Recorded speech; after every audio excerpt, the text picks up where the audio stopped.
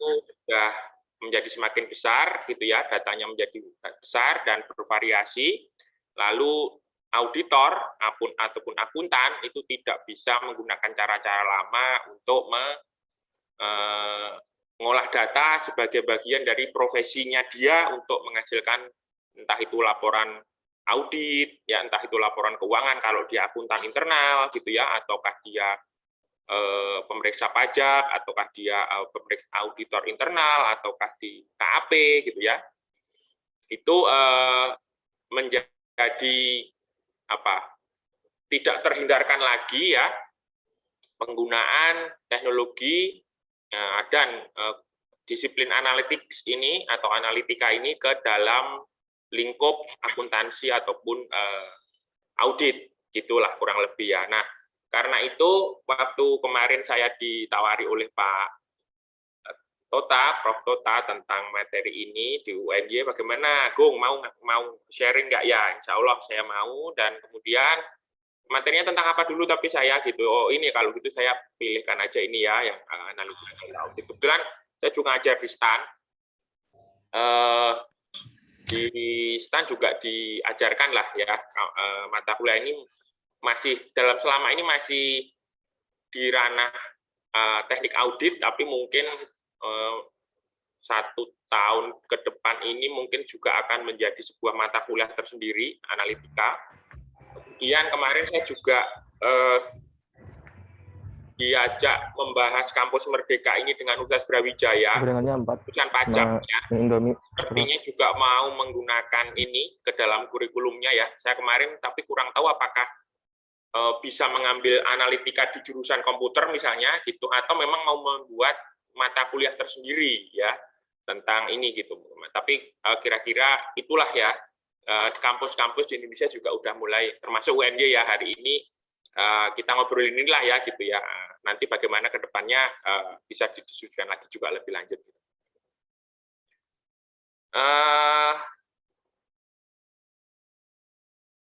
Itu gambaran awalnya ya. Mudah-mudahan waktunya 2 jam, jadi mudah-mudahan agak leluasa lah ya. Nanti mungkin akan saya sampaikan 1 jaman lah ya, mungkin sekitar ya, atau 1 jam 15 menit gitu ya materinya. Kemudian nanti silahkan kita berdiskusi supaya lebih nyaman ya, diskusinya di belakang aja ya, supaya materinya tersampaikan dulu gitu ya. Iya, Bapak. Ya. Iya, oke. Lalu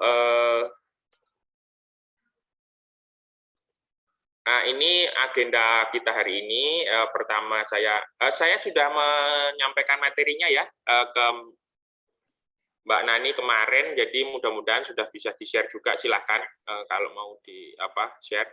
Iya, Bapak. Ya, oke.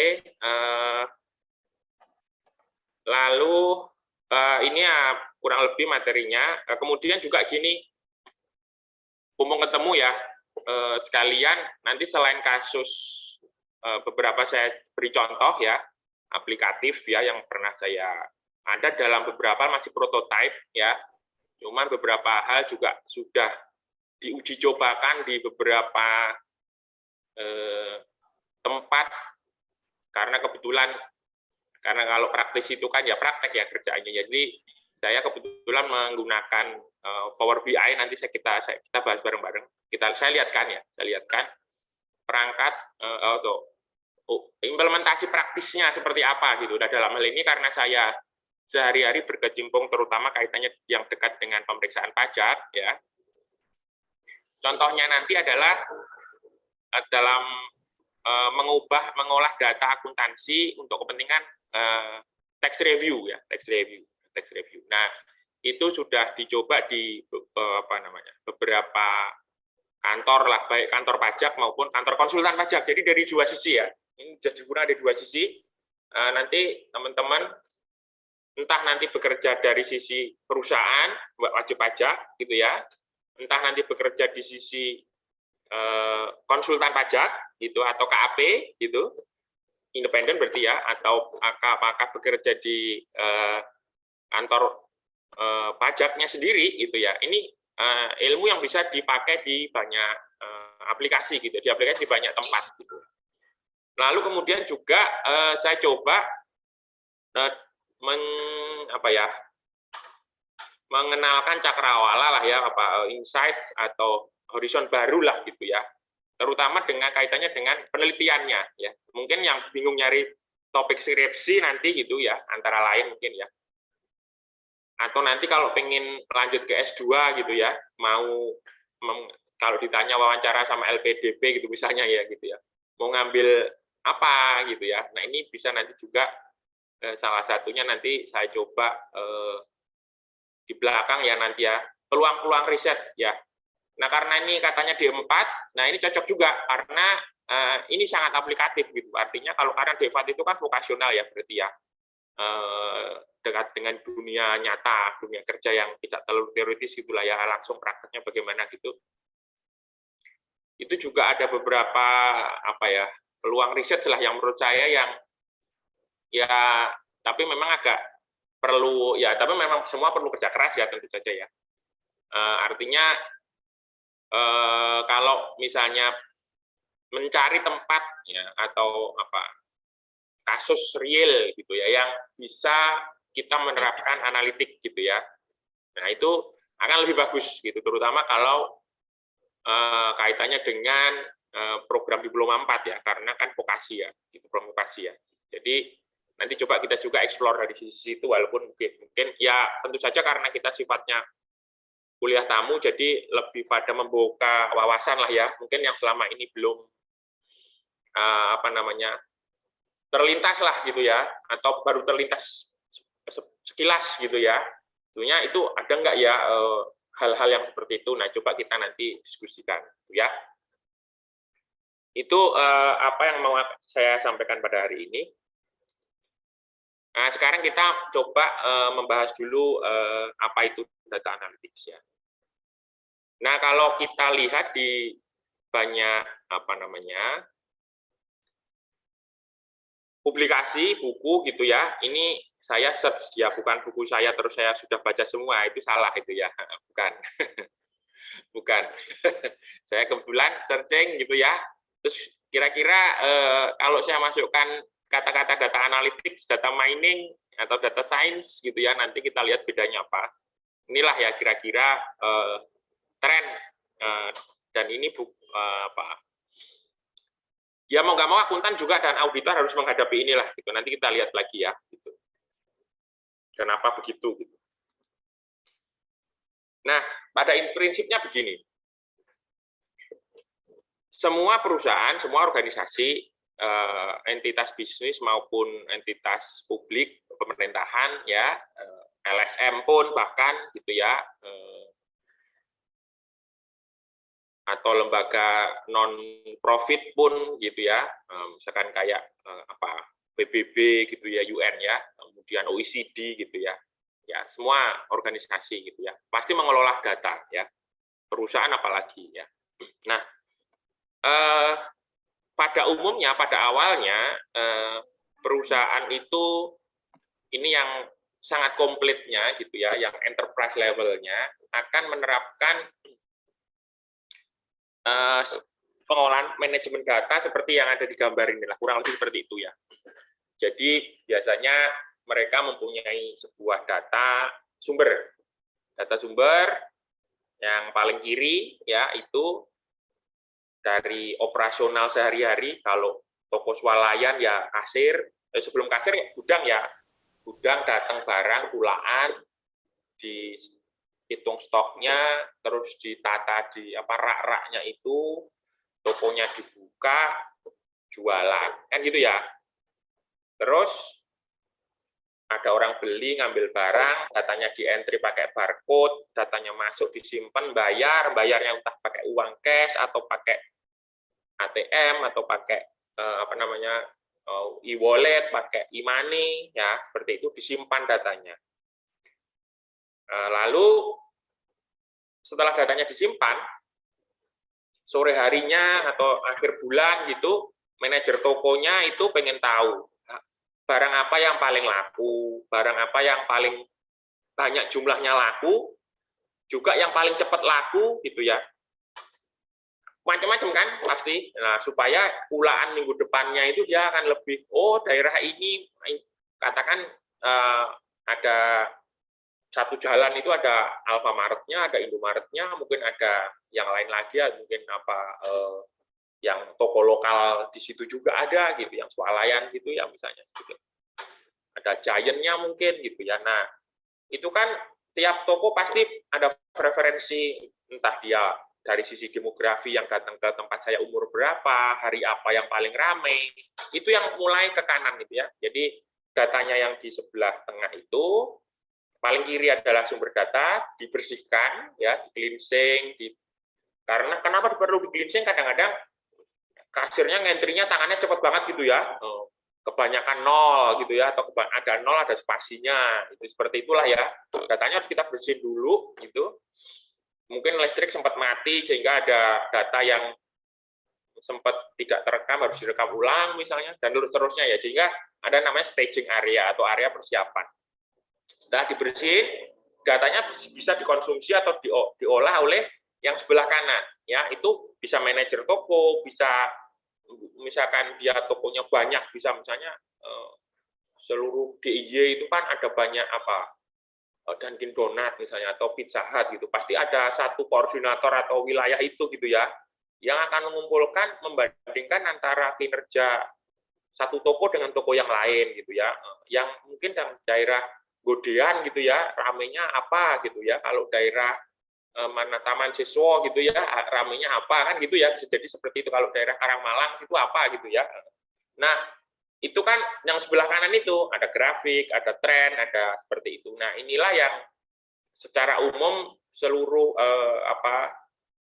organisasi itu ya. Mau pemerintahan juga UNY misalnya, data sebelah kiri ya, data presensi ya, presensi dosen, presensi mahasiswa, KRS gitu ya, kemudian ngambil mata kuliah apa ya, terus perlu kelas berapa dari situ gitu ya, terus kemudian kuliah gitu ya, setelah kuliah kemudian ada ujian gitu ya. Nah, itu semua di transaksionalnya ini, atau sering disebut dengan OLTP ya, online transaction processing ya, proses transaction ya, transaction ataupun belakangan disebut transaction or interaction. Nanti kita bedakan antara transaction sama interaction ya, nanti di belakang aja ya, nanti ini aja. Nah, kemudian ada pengolahan yang sifatnya record by record, misalnya KHS per orang gitu ya, terus apa namanya nilai apa IPK ngitung gitu ya. Tapi ada juga data yang dikumpulkannya itu agregat sifatnya ya, misalnya rata-rata IPK gitu ya, rata-rata jumlah kelulusan, apa maksudnya waktu lulus dari sejak terdaftar sampai lulus berapa lama, kemudian tracer studi dia kerja di mana, jurusannya apa, kerjanya di mana gitu ya. Itu kan satu alur juga itu dari kiri ke kanan gitu ya. Kalau di pemerintahan yang lainnya mungkin ada kantor apa yang ada di pemerintah daerah maupun pemerintah kota, ada keuangan daerah membuat laporan keuangan setiap unit, itu kan juga seperti itu ya. Nah, ini adalah level atau tahap mengumpulkan data dan kemudian mengonsumsi data itu yang tiga lajur di sebelah kiri, panggilannya OLTP ya. Atau satu lajur dulu deh, OLTP itu lajur kiri, kemudian yang 2, 3, 4 itu sebenarnya OLAP, online analytical processing. Ya, itu sekitar sampai dengan tahun 90, 2000 lah ya, 2000 awal ya, 2000-an awal gitu ya. Mungkin belum pada lahir ya. Seperti itulah trennya. Nah, mulai 2000-an, 2002 gitulah ya. Mulai berkembang yang ini ya. Kemudian ini mulai sangat masif sejak ada sosmed ya. Sosmed itu kan Facebook itu mulai sangat ramai di Indonesia sekitar 2009 ya. Twitter sendiri kan kalau nggak salah berdiri 2006 ya. Twitter itu 2006, tapi mulai ngetren di Indonesia mungkin 2010 ya. Sebelumnya mungkin teman-teman nggak tahu, masih ada yang ngalamin Friendster, mungkin MySpace, mungkin seperti itu ada juga ya kali ya. Nah, itulah mulai dikenal interaction, tidak hanya transaction ya. Jadi kalau saya mengasih jempol pada sebuah status di Facebook, atau saya retweet sebuah tweet, atau saya men-share link itu namanya bukan transaksi ya, nggak ada transaksi. Makanya ada disebut dengan interaction, berinteraksi aja saya, nge-like, WK, misalkan gitu, LOL gitu ya, lots of love ya gitu ya, LOL ketawa ngakak lah ya gitu ya. Nah, itu adalah hal-hal yang belum dikenal di zaman transaksi OLTP. Jadi sekarang tidak hanya transaction processing, juga ada interaction processing. Nah, itu yang membedakan era sebelum yang disebut dengan big data dengan kemudian era yang kemudian disebut dengan big data. Nah, disinilah kemudian datanya ngumpul yang macam-macam bentuknya. Yang kalau dulu di era transaction processing itu data bisa kita sebut sebagai structure data, data terstruktur di mana bisa berbentuk kolom dan baris. Pasti bisa dimasukkan jadi kolom dan baris karena isinya misalnya buku besar gitu ya, berarti kode akun dari debit kreditnya apa kan gitu ya. Gitu. Nah, tapi kemudian kalau interaction ini model Facebook ini apa ini? Beda lagi ya. Nah, ada gambar, apalagi WA itu ya, ada gambar, ada lokasi, ada apalagi suara, ada video, ada koordinat lokasi. Nah, kayak kita menginstal aplikasi Grab atau Gojek juga seperti itu. Campuran data yang ada di situ, segala macam data ada. Sehingga disebut dengan unstructured data, data yang tidak berbentuk kolom dan baris, sama structured data. Datanya bisa berbentuk kolom dan baris. Ya.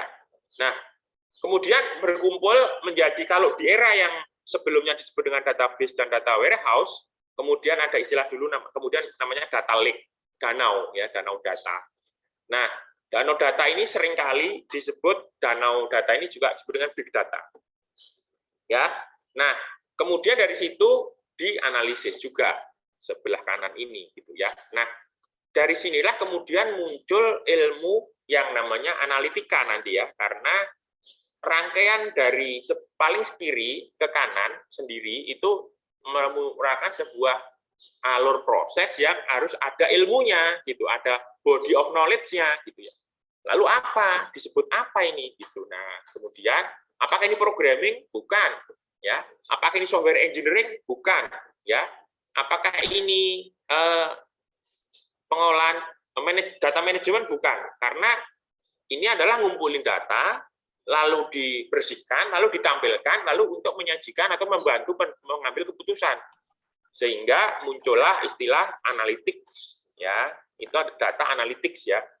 Itu ya, atau beberapa aliran kemudian juga menyebutnya dengan data science, tergantung ya. Kalau mungkin di UNY juga ada ya, fakultas MIPA, atau kalau saya nggak lebih kenal di UGM dulu ya, di sana ada jurusan fakultas teknik dan fakultas MIPA.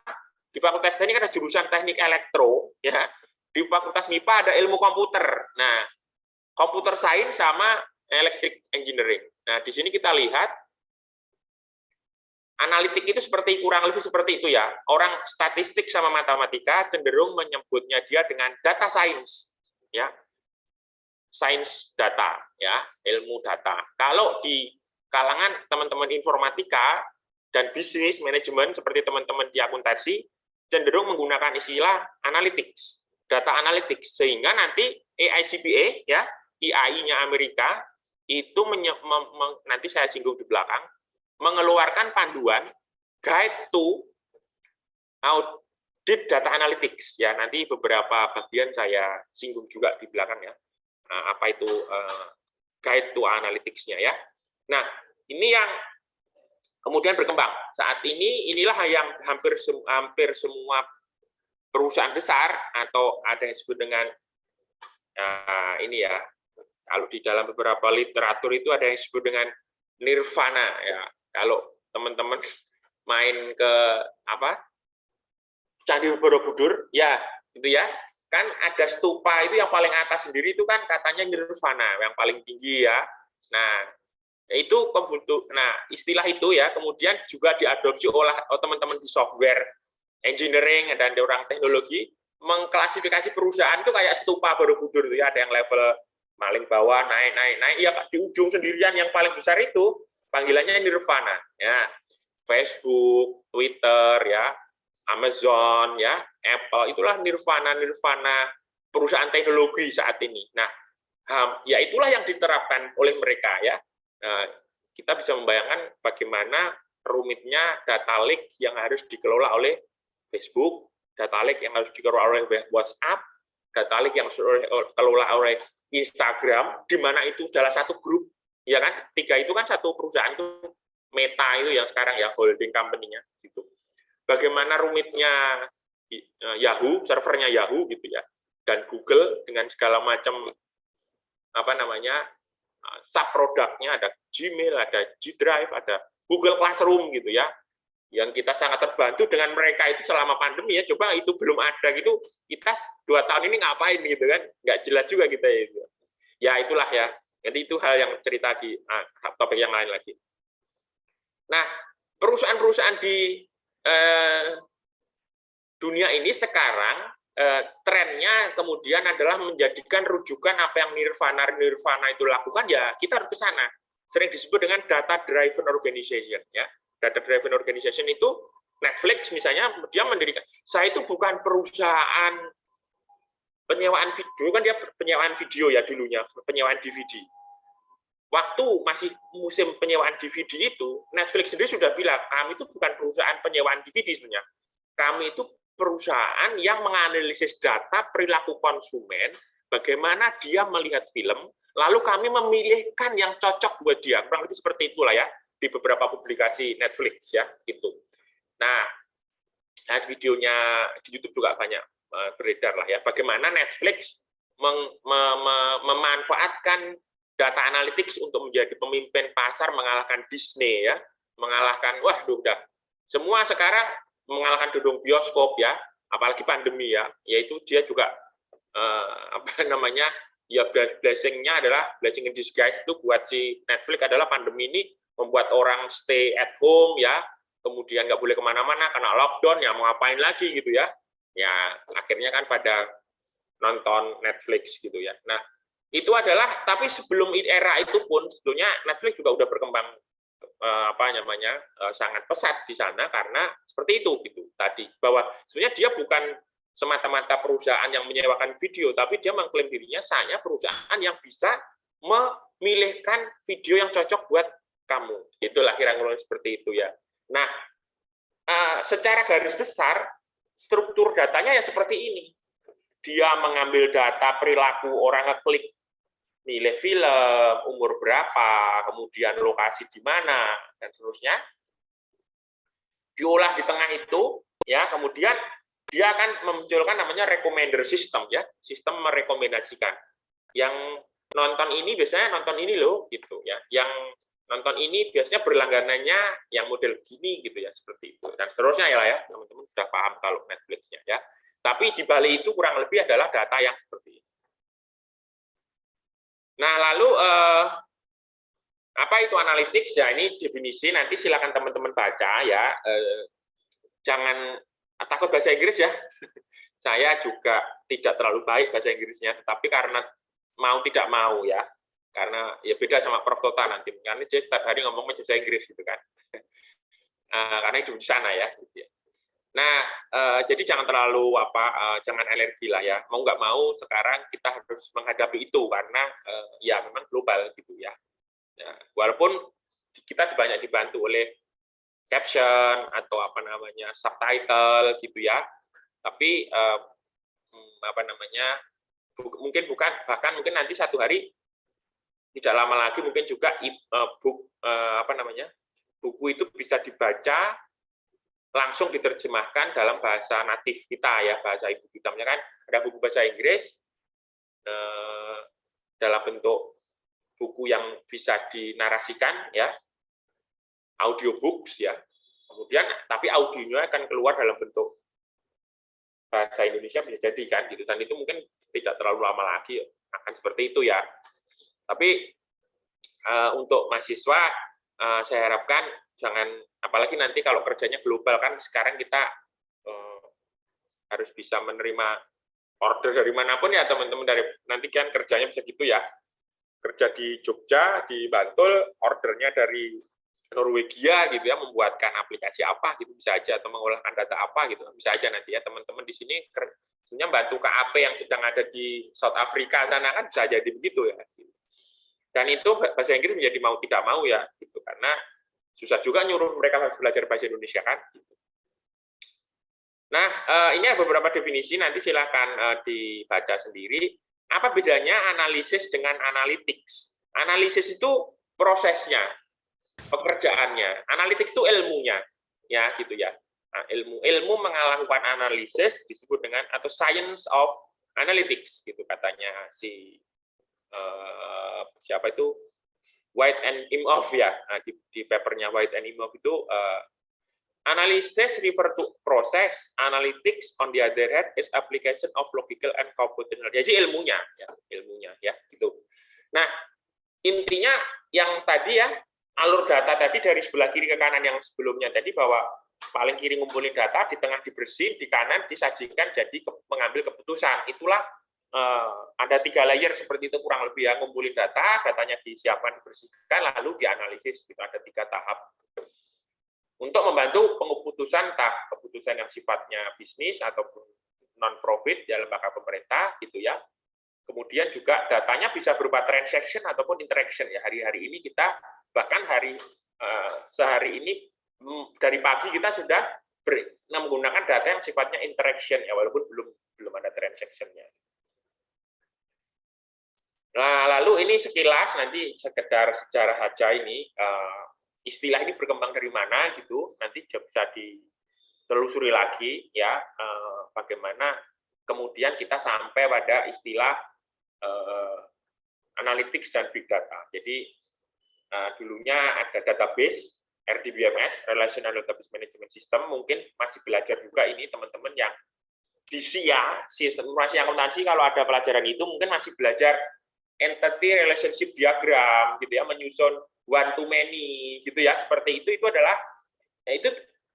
Jadi ini tidak menghilangkan yang lalu loh ya, ini adalah aglomerasi gitu ya, apa terus ditumpuk gitu, bukan yang sekarang terus yang lalu dilupakan, enggak, bukan, malah yang lalu itu kita bisa naik tingkat ke sebelah kanannya, kalau kirinya itu beres gitu.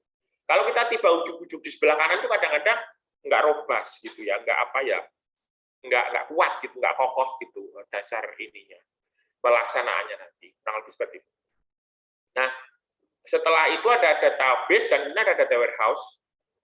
Ciri utamanya adalah database itu transaksional, belum ada interaksi ya, tapi lebih transaksi ya. Lalu kalau warehouse itu analisis data, mengumpulkan data, tapi dua-duanya ini masih berupa data yang structure data terstruktur ya. Lalu kemudian muncul istilah business intelligence. Ini biasanya terkait dengan KPI ya, Key Performance Indicator. IKU kalau di pemerintah ya, indikator kinerja utama. Misalnya setiap kampus dikasih IKU sama Pak Menteri untuk misalnya time to graduate lah misalnya ya, mahasiswa sejak masuk sampai lulus itu maksimal katakan 4 tahun lah S1 misalnya ini saya misalkan aja gitu misalnya. Itu adalah 4 tahun dan itu harus misalnya untuk yang 4 tahun itu misalnya harus dicapai oleh 90% pendaftar atau mahasiswa gitu. Jadi dari 100% yang kuliah itu ya, yang lulus tepat waktu itu harus 90%-nya itu IKU gitu ya. Nah, itu cara ngontrolnya gimana tiap hari ngawasin gitu. Itu pakai business intelligence ya. Sejak teman masuk IPK-nya berapa, tiap hari dipentelengi gitu ya, pakai layar ini, nah anak ini kok nggak lulus kenapa ini gitu ya, kurang lebih. Nah, itu namanya business intelligence ya. Nah, biasanya datanya juga masih data yang tabular tadi, ada yang data dan kolom dan baris ya, seperti itu. Lalu kemudian ada mencari tahu lebih dalam lagi sekedar KPI. Kalau KPI kan membandingkan antara harusnya 90% lulus tepat waktu, kok enggak gitu. Hanya disajikan begitu. Tetapi kemudian ada, lah terus kenapa? Nah, itulah data mining. Data mining itu mencari hubungan antara kenapa ya, terus di drill down lagi. Ini kenapa enggak lulus tepat waktu? Nah, kalau contoh yang lain ya di swalayan gitu ya. Data paling laku adalah produk ini gitu ya. Kemudian yang nggak paling laku produk ini gitu. Kemudian yang paling ramai adalah hari ini. Ditelusuri paling ramai itu jam berapa, hari apa gitu ya. Nah, itu nanti untuk memutuskan apa? Memutuskan misalnya swalayan itu ada 10 jalur kasir ya, kalau teman-teman sering ke mana Carrefour atau ke Lotte Mart seperti itu kan kasir keluarnya itu banyak kan ya, ada mungkin 5 atau 10 jalur, tapi yang buka berapa? Enggak semua kan? Kadang 3, kadang 4, mungkin bisa jadi 10-10-nya. Nah, itu kan akan berkaitan dengan mempekerjakan berapa banyak kasir kan. Kalau idle kan sayang kan gitu. Sehingga dari data yang ada itu di mining mana yang paling rame, hari itu jam berapa, maka kasirnya akan banyak di-deploy, dipekerjakan. Tapi kalau pas sepi, ya nggak usah overtime, nggak usah lembur, sedikit aja yang bertugas di hari itu. Gitu. Jadi itu bisa mengarah ke sana. Lalu kemudian ya termasuk yang Netflix tadi ya, yang mining siapa, yang nonton apa itu mining pasti itu dengan data mining. Kemudian datanya dibawa ke atas ke cloud. Yang cloud itu apa? Teman-teman ya kalau misalnya punya aplikasi kan ada kadang-kadang harus install di Android, tapi bisa juga langsung akses websitenya kan gitu ya. Yang harus diinstal di Android itu panggilannya on premise ya, atau harus diinstal di laptop itu ya. Misalnya teman-teman menggunakan sistem aplikasi, sistem informasi akuntansi misalnya Zahir atau Mayop gitu ya. Nah, dulunya Zahir itu hanya atau Mayop itu harus diinstal di laptop. Ya. Kemudian perkembangannya dia dipindahkan ke cloud atau disebut dengan software as a service ya. Nah, itu. Nah, lalu kemudian berkembang lagi, datanya jadi gede, cloud-nya disebut dengan big data. Nah, big data ini bedanya dengan data warehouse sama database adalah dia menyimpan interaction selain transaction ya. Karena apa? Yang mengentry data di era database itu masih manusia kebanyakan. Ya, teman-teman datang ke bank, yang entry masuk keluar uang itu teller bank. Lalu berpindah punya ATM, masukkan uang dan mengeluarkan uang pakai ATM. Kemudian pakai internet banking, itu tellernya makin nggak ngapa-ngapain ya. Oke, ya. Kemudian lihat Gojek, itu ada entry data nggak oleh pegawai Gojek? Hampir nggak ada kan? Saya menginstal aplikasi, kemudian memesan mau pergi kemana, mau berangkat kemana, bayar pakai apa, itu semua dilakukan oleh aplikasi. Tellernya itu enggak. Pegawai Gojeknya itu enggak ada yang entry data. Lalu sepanjang jalan, kalau mau, itu bisa direkam semua itu sensornya. Saya berapa lama berhenti di perempatan Gejayan, misalnya gitu ya, terus lalu menuju ke arah misalnya mana gitu ya, ke arah Kaliurang gitu, di Kentungan saya berhenti berapa lama kan gitu ya misalnya, dan seterusnya itu bisa disimpan semua sebetulnya, sehingga sensor GPS, sensor panas, sensor suhu, sensor cahaya, sensor kelembapan udara bisa disimpan sebagai database semua. Itulah yang membuat data itu meledak dengan cepat, eksponensial pertumbuhan datanya, karena data tidak lagi di-entry oleh manusia, tetapi sensor yang memasukkan data. Ya. Lalu ini mungkin bisa baca lagi nanti tentang perbedaan antara istilah-istilah mana data analytics, mana machine learning, mana data mining. Ya, itu nanti banyak pendapat lah ya, banyak aliran, banyak mazhab, banyak school of thought yang teman-teman nanti bisa baca sendiri. Nah, seringkali istilah data science itu data analytics dipertukarkan dengan istilah big data dan data science gitu ya. Nah, apa perbedaannya? Sebetulnya big data itu kalau big data itu nggak ada manfaatnya karena big data berarti data yang jumlahnya besar, ukurannya besar, jumlah pertumbuhannya cepat sekali, ada 4V kan ya. Big data itu tipenya kan 4V. Velocity, pertumbuhan datanya cepat, volume, ukuran datanya besar sekali, miliaran record gitu ya. Terus kemudian ratusan miliar record bahkan gitu ya. Kemudian variety, formatnya macam-macam isinya, isi data mining itu, data big data itu ada database-nya, ada kolom baris, ada Excel-nya, ada aksesnya, ada Word, jadi satu file gitu ya. Lalu, nah ini yang lebih khusus lagi, veracity. Veracity itu data yang kita nggak yakin benar tingkat apa namanya validitasnya. Jadi gini, kalau saya login ke ATM, pakai ATM kartu saya, apakah aplikasi ATM atau internet banking, kemudian saya lihat saldo saya katakan 10 juta, maka ya itu tidak ada dispute. Oke, uang saya segitu gitu ya. Nah, tetapi kalau kita masuk ke dalam Facebook ya, kemudian ada tanda jempol, ada tanda likes, ada tanda ketawa, ada tanda icon atau apa emoticon, itu kita nggak tahu sebetulnya orang ini likes karena sungkan atau karena ya kayak seperti itulah ya. Nggak kita, jadi itulah veracity ya. Veracity adalah sebuah kayak semacam ambiguitas ya terhadap data yang kita simpan. Kita nggak yakin data itu benar. Makanya kita perlu cleansing dulu, karena data-data itu kadang-kadang memang masih kita harus bersihkan. Di era lama kita tidak mengenal namanya, di dalam era database kita tidak mengenal namanya sentimen analisis. Ya, sentimen analisis. Di Facebook, di Twitter itu seringkali kita bisa melakukan sentimen analisis. Hari ini sentimen terhadap rupiah, misalkan Bank Indonesia, negatif atau positif? Sentimen terhadap pasar modal, nah teman-teman nanti yang suka riset di situ pasar modal, sentimen pasar itu kan penting ya, gitu. Nah itu bisa ditelusuri dengan menggunakan veracity data tadi ya, gitu. Karena datanya tidak semata-mata rupiah, gitu ya, fakta yang hard, gitu ya. Tapi ada yang seperti itu, misalnya komen, retweet, apa namanya, ada yang nyinyir gitu ya, seperti ya istilahnya gitu ya. Itu hal yang, nah itu big data. Lalu untuk menganalisis big data sendiri kalau tidak dimanfaatkan ya nggak bisa dong. Memanfaatkannya pakai apa? Nah itu ilmunya itu ada yang membuat sebuah stream baru yang namanya analytics, sebuah mazhab ya, sebuah dikasih nama data analytics, atau ada yang membuat istilah data science, sehingga kadang-kadang digabung menjadi big data analytics gitu ya. Kenapa harus begitu? Kadang-kadang hiperbolik juga gitu ya. Tapi ya untuk meyakinkan saja bahwa analytics-nya adalah terhadap big data gitu ya. Kurang lebih itu yang harus kita perhatikan tentang terkait beberapa istilah ya. Sorry, saya minum dulu ya.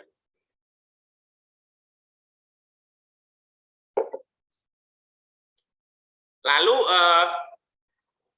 ini penggunaannya nanti bisa ditelusuri lagi, dan semua sudah ada sumbernya di situ ya, tinggal. Nah, teman-teman sebagai jurusan akuntansi, jadi bagaimana dong saya harus bisa menguasai data analitik atau data science ini? Iya, nggak ada masalah. Domain expertise di atas itu berarti jago akuntansinya dulu deh, gitu. Berarti harus di atas tuh ya sudah jago akuntansi dulu lah, gitu ya.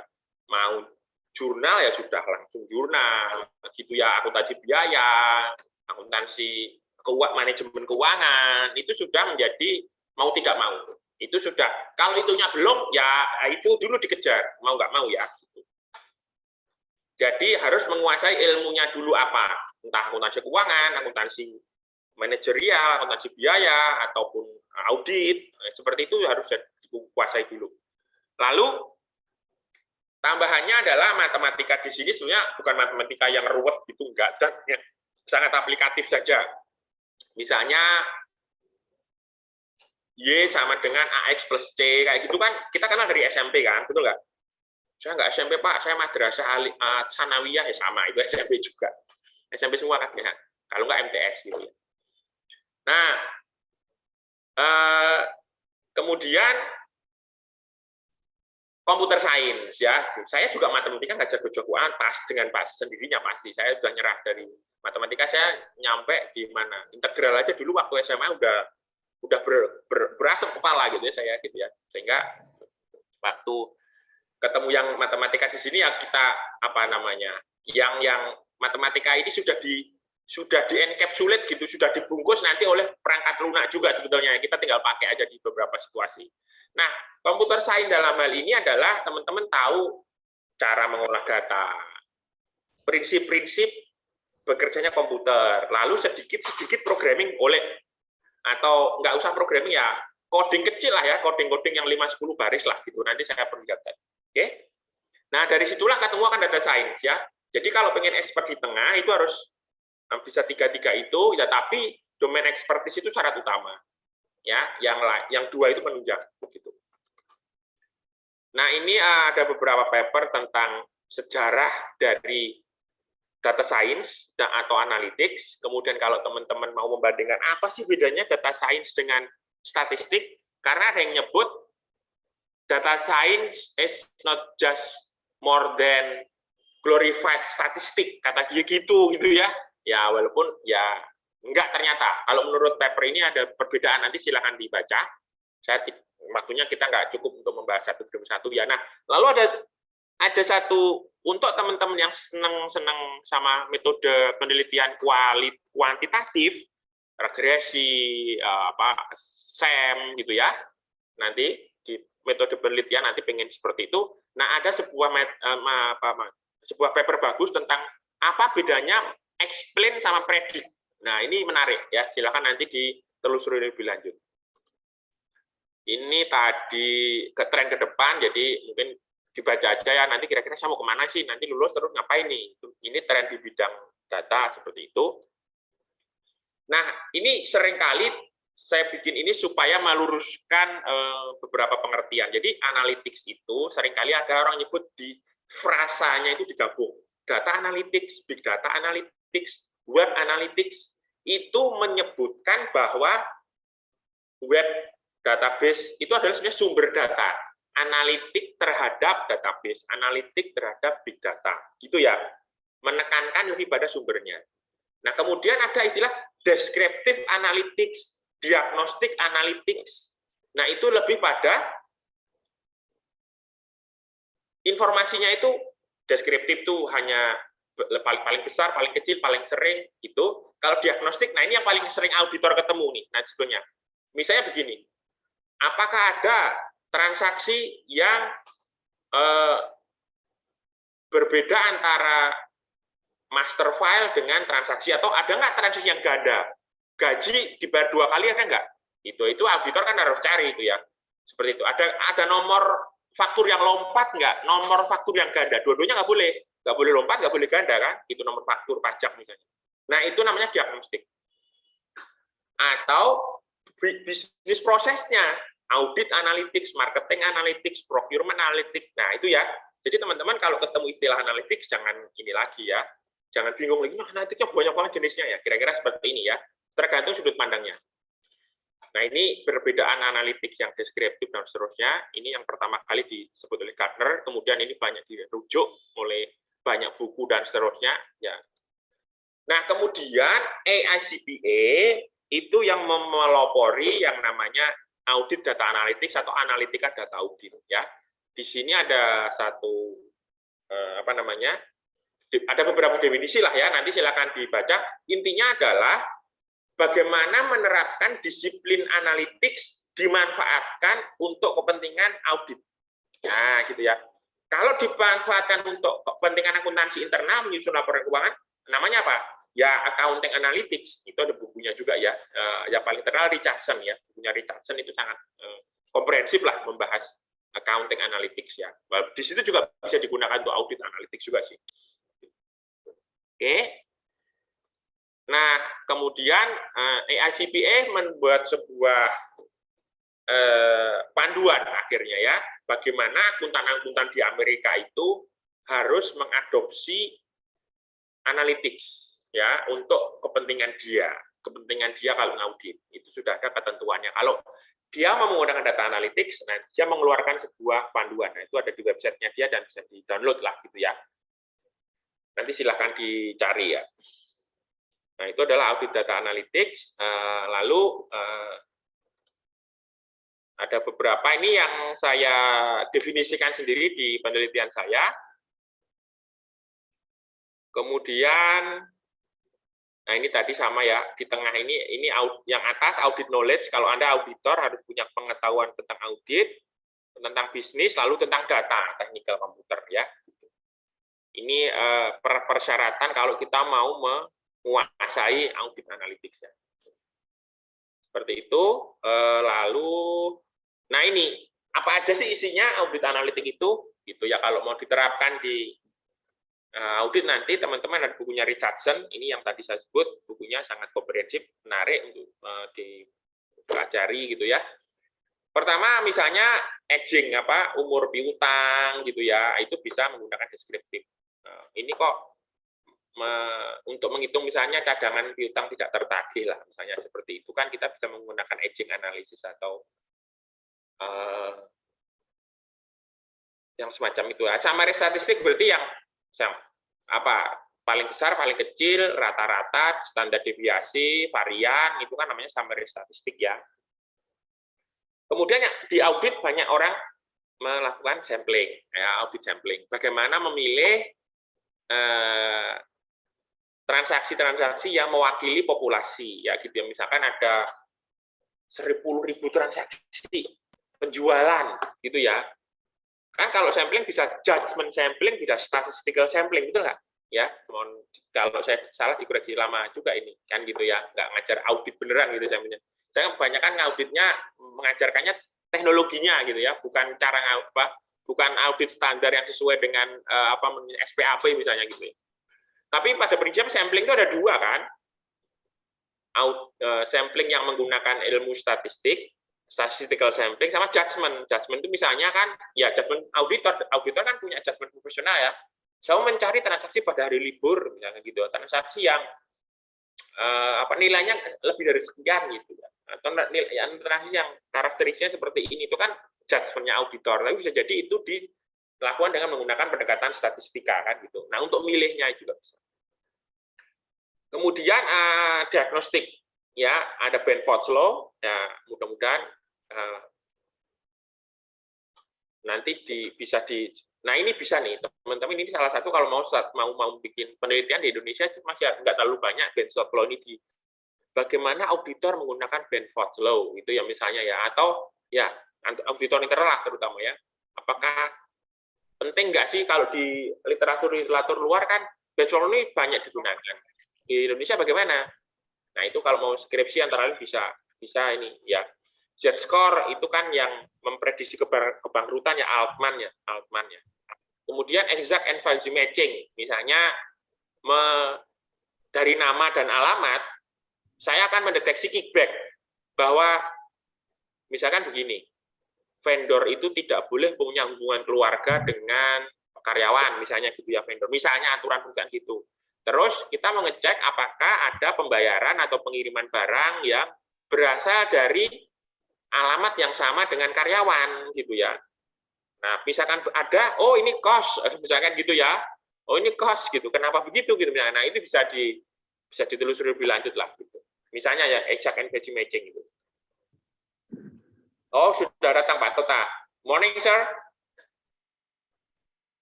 Halo. Halo. Sorry mengganggu, silahkan lanjutkan saja, Pak. Is alright in Sacramento, bos? Aman. Tadi. Ya, oke. Ya, lanjut dulu ya. Ya, silakan. Siap. Nah, kemudian exact and fuzzy matching itu bisa kita gunakan untuk mencocokkan nama barang, nama produk, nama alamat, ya seperti itu. Nah, alamat dicek misalnya gitu, apakah sama dengan alamat? Ya, kalau memang intinya mencocokkan yang fuzzy, yang ambigu gitu. Kalau kode NIK gitu kan langsung cocok, kalau NIK ya NIK ketemu NIK lah gitu ya. Tapi kalau alamat kan Jalan Gejayan gitu ya, atau itu nggak ambigu ya. Jalan Kusuma Negara misalkan gitu ya. Di Jogja kan ada itu. Kusuma Negara itu Kusuma spasi negara atau Kusuma Negara disambung gitu ya. Ya kayak gitu. Jalan Ahmad Yani yang paling banyak variasinya ya. Ayani, Yani-nya ada yang Ahmadnya pakai D sama T gitu ya, ada yang pakai CH sama enggak CH gitu dan seterusnya lah ya. Nah, kita mau memastikan bahwa ini sebenarnya data yang sama gitu. Atau nama perusahaan Microsoft Corporation, Microsoft Corp, Microsoft Corp titik gitu ya. MS gitu misalkan gitu bisa jadi ya. Nah, MS gitu. Nah, ini barang yang sama nggak sih sebenarnya? Itu kita bisa cek dengan menggunakan fuzzy matching. Kemudian drill down ya dari besar ke kecil, kemudian misalkan urutan tadi ya, sequence check, stratification ya. Nah, itu bisa kita gunakan dengan menggunakan teknik-teknik diagnostik. Ya. Lalu ada lagi prediktif, itu ada klasifikasi, ada klaster, ada regresi dan sentimen. Ini yang paling banyak digunakan di lingkungan auditor ini kayaknya ya. Sentimen itu terutama dengan pasar modal ya. Nanti kalau misalkan mau menganalisis sentimen hari ini pasar gimana sih gitu, dari Twitter, dari Facebook, dari berita itu bisa menggunakan sentimen analisis. Dan seterusnya ya banyak. Jadi itu adalah hal-hal yang bisa diambil dari bukunya Richardson ya, kalau mau satu buku aja, tapi sebenarnya research-nya banyak lagi yang lain. Lalu ini bagaimana kalau perusahaan pengen menerapkan EDA ya, atau nanti ini juga bisa menjadi sebuah kasus topik skripsi gitu ya, misalnya dengan metode action research misalnya, atau studi kasus misalnya gitu. Kalau teman-teman bisa mendapatkan sebuah area di mana Bapak mau nggak kira-kira menerapkan data analytics misalnya gitu ya, oh mau gimana caranya. Nah ini sebuah peluang bagus, apalagi diploma ya, diploma 4 yang harus aplikatif ya, mungkin bisa jadi bagaimana kita mencari tempat penelitian yang kita bisa melakukan action research. Nah coba ini bener nggak, kalau mana yang nggak mau, kenapa dia nggak mau, terus bagaimana nanti akhirnya jadinya kepake apa enggak sih gitu. Karena banyak beberapa situasi setting yang di US ya, terutama yang atau Eropa itu ya, kalau dibawa ke Indonesia itu kadang-kadang belum tentu langsung jalan kan gitu ya. Oh analytics di sana bagus gitu, di sini kenapa enggak gitu ya. Nah itu sebenarnya sangat kontekstual, sehingga perlu diteliti dengan menggunakan pendekatan-pendekatan yang kualitatif dan sangat memperhatikan konteks gitu ya. Nah itu bisa misalnya implementasi analytics inilah ya misalnya. Nah urutannya ada yang membuat seperti ini grounded research-nya di Rusia lah misalnya gitu ya, atau bukan riset lah ya, praktisi orang Rusia bilangnya begini gitu, dibawa ke sini jalan nggak gitu, atau mungkin kita perlu modified, oh ini yang ini nggak jalan, itu bisa jadi hal yang menarik juga ya gitu. Itu salah satu hal yang kita bisa explore dari materi ini untuk baik untuk kuliah maupun untuk research ya. Nah kemudian ini yang ditawarkan oleh AICPA, ini gambaran umum audit data analytics yang di panduannya AICPA itu seperti ini ya. Jadi bisa untuk melakukan risk assessment, jadi kita menggunakan analytics untuk melakukan risk assessment. Artinya kalau saya audit berbasis risiko, akun-akun mana saya hitung dulu risikonya yang paling tinggi, itu yang akan saya dalami pengujiannya. Lalu test of control itu juga bisa menggunakan analytics. Kemudian substantive test, pastilah. Detail transaction test juga. Nah itu adalah area-area mana yang dalam audit itu kita bisa menggunakan analytics. Itu menurut panduannya AICPA ya. Gitu. Nah ini bisa jadi sebagian besar kelompok ada yang hampir mau selesai. Nah inilah yang kemudian kita bisa juga bawa ke kelas gitu ya, untuk latihan gitu ya, ataupun kalau mau jadi topik skripsi juga, KAP pakai ini enggak di Indonesia, kenapa enggak, kenapa pakai, misalkan itu juga seru juga sih gitu ya misalnya gitu. Atau BPK di pemerintahan pakai begini enggak, misalnya seperti itu juga menarik ya untuk dijadikan topik, karena ini sangat aplikatif juga sebenarnya.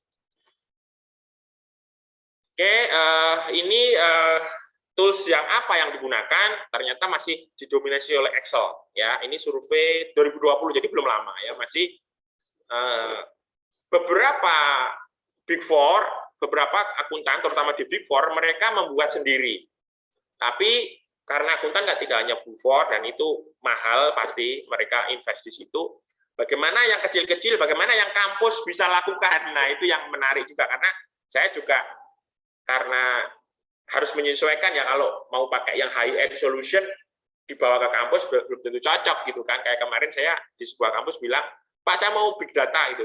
Labnya berapa lab komputernya ininya? Pak RAM-nya 4 GB ya, jangan kamu big data dulu lah, saya bilang gitu ya, misalnya gitu ya. Gitu. Oke. Nah, ini adalah gambaran survei tools data analytics ya, ada itu semua udah ada ya, resource-nya nanti referensinya udah ada di belakang, nanti tinggal dicari aja penelitiannya. Kalau mau direplikasi di Indonesia sangat memungkinkan ya. Di Indonesia bagaimana situasinya belum ada lah, novelty-nya ini di Indonesia tinggi gitu ya. Nah, ini Excel pola dasarnya sama umumnya gitu. Nanti saya akan contohkan aja ya. Mengapa Excel? Karena ini ya relatif terjangkau ya. Kemudian saya kasih contoh aja ya. Nanti biar habis ini mungkin Pak Tota jika ingin menyampaikan sesuatu dan kemudian juga ada tanya jawab karena sudah 1 jam ya. Sebagaimana janji saya tadi, saya akan menyampaikan materi sekitar 1 jam saja. Masih banyak di bawah nanti, tapi sebenarnya sudah saya singgung di depan. Nah, saya kasih contoh aja ya. Nah, ini adalah sebuah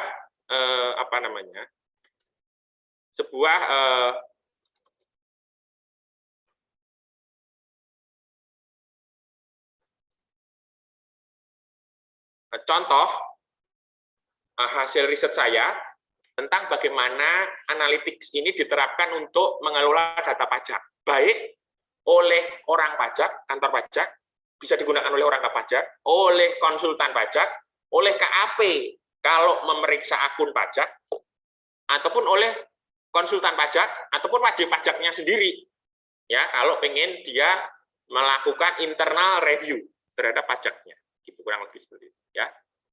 Nah, ini, bentar ya, agak lambat, RAM-nya juga kecil. Ini saya pakai RAM 8 itu masih agak terseok-seok ya.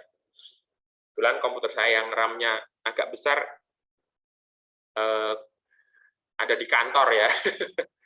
Jadi saya pakai yang saya bawa aja, ini tidak terlalu besar kapasitasnya, tapi bisa sih, ini udah kebuka mudah-mudahan ya. Sudah terlihat ya layarnya ya. Nah, ini adalah sebuah, saya sebut dengan text data analytics, aplikasinya ini. Kemudian kita lihat di sini, saya memperoleh data GL, General Ledger, kemudian saya olah dengan menggunakan Power BI. Power BI itu free, bisa di-download langsung. Nanti teman-teman kalau tertarik lebih lanjut silahkan download sendiri Power BI aja, cari aja di punya Microsoft ini.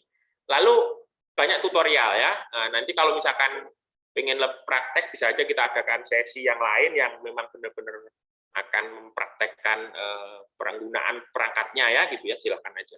Nah, ini gambarannya adalah dari GL itu diolah, kemudian muncul trial balance ya, biasa dong ya, kalau teman-teman auditor pasti udah tahu, itu yang pelajaran audit. Lalu river forming istilahnya ya, dilakukan kembali, lalu akan detail datanya tetap bisa dilihat kalau mau, transaksi ini mana, tadi di trial balance, tapi kalau masih mau di trace back, ketemu, lalu saya membuat ini, rekonsiliasi fiskal. Nah, kalau di SPT-nya Indonesia, itu kan harus ada rekonsiliasi fiskal. Lalu juga kemudian ada di sebelah kanan sini adalah mengidentifikasi jenis-jenis objek pajak. Nah, kira-kira seperti itu ya. Untuk, ya kalau terserah, kalau orang pajak ya nyari temuan. Kalau saya internal perusahaan ya saya siap-siap, ini salah nih, saya harus benerin. Supaya kalau orang saya diperiksa, saya punya jawabannya gitu ya. Itu bisa juga gitu ya. Jadi istilahnya internal tax review kan gitu. Saya akan mempersiapkan catatan pajak saya kalau diperiksa langsung bisa jawab gitu. Nah, salah satu cara yang mempermudah tax review adalah menggunakan metode analytics ini diterapkan dalam area perpajakan. Itu ya.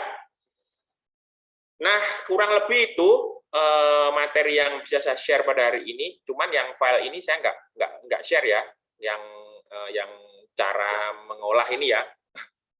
Nanti aja kalau satu hari kita bisa ada sesi praktek lah gitu ya. Pakai Power BI, bisa pakai Excel dulu gitu ya. Kurang lebih itu yang bisa saya sampaikan. Saya kembalikan dulu ke moderator dan juga Pak Tota, silakan. Terima kasih ya Pak Agung Darono atas pemaparan materinya. Mungkin dari Prof. Tota ingin menambahkan? Maaf, saya terlambat. Saya lupa kalau kalau beda waktu kita bukan 14 jam lagi, 15 jam ternyata. Saya pikir saya datang jam 6 itu di sana jam 8, rupanya harusnya datang pukul 5, baru pukul 8 gitu. Sementara saya ada meeting pukul 5, jadi maaf saya terlambat dan jadi nggak bisa ikut dari awal. Saya nggak bisa nambahin apa-apa. Terakhir saya megang data analytics dalam bentuk komputer audit itu kira-kira berapa puluh tahun lalu gitu. Beta masih kecile gitu kan. Kayak lagu Sio Mamae gitu. Jadi masih waktu itu Pak Agung juga guru saya. Jadi sama sekali sudah ini. Saya cuma bilang terima kasih buat Pak Agung untuk waktunya yang diberikan buat yang di Diploma 4 Universitas Negeri Jogja. Saya silahkan buat sesi tanya jawab saja, mungkin dari ada Bapak Ibu dosen yang ada berkenan di sini, kemudian murid-murid, mungkin ada beberapa murid yang saya ingat semuanya, Mariska, Mahendra, Ratna, kemudian yang lain yang suka bertanya, silahkan bertanya sama Pak Agung, mumpung lagi di sini. Kalau Pak Agung mau ditemui di tempat lain, ada lain ceritanya gitu, dia harus ikut seminar dan gitu. Mumpung lagi gratis ketemu Pak Agung di sini, tanyain aja. Silahkan, Ernan, Mitra, silahkan. Silahkan Bu Anani, saya mau lihat saja di sini. Terima kasih Prof. Tota sudah ikut membersamai. Kepada Bapak Ibu dosen ataupun kepada Mas dan Mbak mahasiswa yang ingin bertanya, silahkan raise hand. Atau mungkin bisa menuliskan pertanyaannya di kolom chat.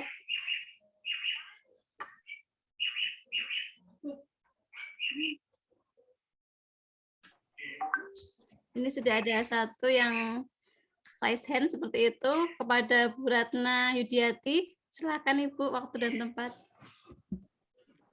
Ya, terima kasih. Sambil nunggu teman-teman mahasiswa ini Pak. Mahasiswa itu kalau kayak mesin tuh panasnya agak lama Bapak. Jadi biasanya mereka pertanyaan tuh kok baru muncul itu biasanya tengah-tengah sesi pertanyaan menjelang akhir. Jadi mohon izin saya ada mungkin tidak memulai sambil menunggu pertanyaan yang lain. Jadi mungkin tadi banyak sekali ya Pak, sudah sangat menarik, dan yang kalau saya boleh menyampaikan apresiasi ya Pak, kelihatannya kalau lihat PowerPoint-nya itu kan materinya sulit ya Pak ya, tapi ternyata Bapak menyampaikannya dengan sangat, menurut saya sangat relevan ya dengan mahasiswa-mahasiswa kami begitu. Jadi saya ucapkan terima kasih banyak. Mungkin pertanyaan saya lebih apa ya Pak ya, lebih mungkin saran nih Bapak. Jadi tadi kan sudah dijelaskan ya berbagai jenis aplikasi ya Pak, aplikasi terkait dengan data analytics dan sejenisnya, dan variasi-variasinya dan penerapannya. Nah, yang kemarin kan ada beberapa menarik ya Pak, ketika kami dari instansi pendidik ya diskusi dengan teman-teman yang praktisi itu kan, sekarang itu kan kalau mahasiswa akuntansi itu kan sering dibilang saingannya itu kan lebih ke ini ya Pak ya, yang memiliki keahlian matematika, keahlian yang bidang computer science, karena di data analytics ini. Tapi tentunya data expertise-nya kan kalau teman akuntansi tentu memiliki fokus yang berbeda ya Pak. Mungkin bisa lebih baik ketika menganalisisnya dan sejenisnya. Nah, baru terpikir kemarin Pak, kemarin dapat informasi biasanya kalau mahasiswa akuntansi itu dan data expertise akuntansi ya yang bisa memberikan berbagai jenis saran itu biasanya baru terlihat di beberapa tahun setelah mereka sudah bukan fresh graduate itu Pak. Ketika mereka sudah decision maker, mereka bisa analisis secara lebih tajam. Tapi kan masalahnya ketika mereka fresh graduate ketika mereka mau masuk itu kan keahliannya kan mereka ditandingkan dengan teman-teman yang ini ya Pak, teman-teman yang ahli komputer, teman-teman ahli matematika, terutama dengan data analytics. Jadi lumayan berat nih Pak persaingannya, tentunya kalau tentunya beda ya kalau kita mintanya menyandingkan head to head ya, misalnya kemampuan terkait dengan hal ini. Nah, jadi kalau boleh saran dari Bapak, terutama dengan memperhatikan di sini teman-teman kan betul fokusnya akuntansi. Kira-kira kemampuan apa ya Pak? Fokus apa, mungkin aplikasi apa atau keahlian minimal apa yang sangat penting bagi teman-teman mahasiswa kami, mahasiswa akuntansi di sini, sehingga harapannya bisa nanti berkarir di bidang data analytics, nanti ketika masuk dunia kerja bisa mampu bersaing dengan terutama teman-teman entah mereka dari matematika atau dari computer science. Begitu Bapak. Terima kasih. Itu dulu saja. Ya, terima kasih Bu Ratna atas pertanyaannya. Mungkin mau dijawab langsung Bapak Agung. Baik, terima kasih Bu Ratna ya. Jadi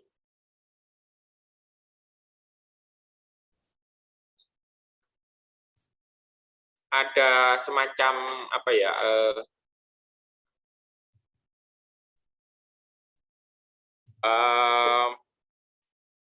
Apa kayak stigma gitu atau ngecap gitu ya, bahwa saya sebut aja perangkatnya ya, bahwa Excel itu seperti toys gitu, mainan lah gitu. Excel itu mainan gitu. Terus kemudian kalau mau serius, kalau nanti tiba saatnya Anda serius, Anda harus meninggalkan Excel, kemudian Anda harus menggunakan aplikasi-aplikasi yang lain gitu. Ada beberapa lah dari riset ataupun pendapat ataupun kadang-kadang ya cuma sekedar opini ya, yang menyatakan seperti itu gitu. Nah, buat saya lihat konteksnya dulu, bisa jadi iya gitu. Tetapi menurut pengalaman saya bahwa penggunaan spreadsheet ya secara umum ya, spreadsheet kan nggak hanya Excel ya, tapi memang yang paling populer Excel, sebagaimana kayak air mineral lah gitu ya, kan banyak merek juga yang paling terkenal yang mesti kan Aqua misalnya seperti itu. Jadi kalau kadang-kadang kita sudah kalau nyebut, jarang kita kadang-kadang kalau bilang di warung itu kan saya mau beli air mineral gitu kan, jarang, atau malah nama resminya kan air minum dalam kemasan gitu ya, itu ya. Saya kan jarang, pasti saya, Bu ada Aqua enggak gitu. Terus nanti dikasihnya klub gitu ya, atau fit gitu, tanya ya kita mau juga gitu. Nah, sama spreadsheet itu sebenarnya adalah sebuah area yang menarik tetap untuk dibahas. Ada calc ya, ada calc kan punyanya Open Office ya, ada Numbers punyanya Apple ya, dan terus tentu saja yang paling terkenal adalah Excel. Nah, spreadsheet pada umumnya atau Excel pada khususnya adalah sebuah perangkat yang menurut saya sampai hari ini masih paling baik digunakan sebagai sarana pendidikan kepada teman-teman untuk mengenal data. Karena dia nomor satu, bentuknya itu intuitif. Karena siapa yang kita dari kecil tidak pernah baca tabel, pasti udah pernah baca. Pak kecil kita masuk ke warung, masuk ke, kalau anak zaman sekarang mungkin masuk ke fast food, lihat yang di belakang kasir, di atas itu kan daftar harga dan nama makanan, itu kan tabel kan, betul nggak? Kolom kiri nama makanan, kolom keduanya harganya, gitu ya. Ya.